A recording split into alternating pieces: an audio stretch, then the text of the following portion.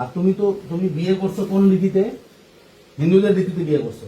তাহলে তো তোমার এখানে এসে মুসলমান দাবি করার কোনো মানে হয় না। কারণ ইসলাম, আমি তোমাকে বলি, ইসলাম এটা কোনো ছেলে খেলার কোনো বিষয় না। এটা আমি আসছি, আমি এখানে আসার কারণে পুরো নাগেশ্বরী ইয়া হয়ে যাবে, এটা ভিডিও করতেছি না, হয়ে যাবে এখন। অথচ তুমি এজন্য স্পষ্ট করতেছি বিষয়টা, বিষয়টা আসলে তোমার মূলিয়াটা কি।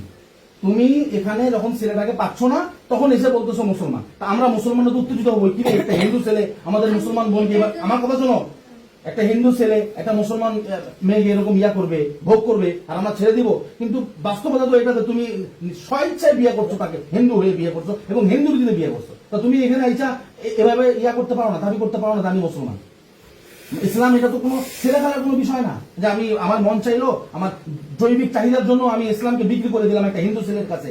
ইসলামকে ছেলে খেলার ইয়া পাইছো, বিষয় পাইছো।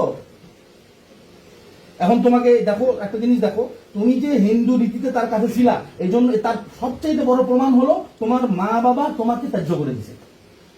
তাহলে চিন্তা করে দেখো, তোমার মা বাবা ইসলামটাকে কোন পর্যায়ে রাখছে যে নিজের মেয়েকে, যাকে লালিত পালিত করছে, তাকে পর্যন্ত ত্যায্য করে দিতে আমরা প্রস্তুত আছি ইসলামের কারণে। আর তুমি জৈবিক চাহিদার কারণে একটা ছেলের কাছে নিজের ইমানকে বিক্রি করে দিছো, আর এখানে আইসা বলতেছো যে আমি মুসলমান, মানে আমাদের এলাকার মধ্যে একটা ইয়া করার জন্য। তুমি যখন জৈবিক চাহিদার কাছে নিজের ইমানকে কিভাবে বিক্রি করতে পারো, আমাকে এটা বোঝাও।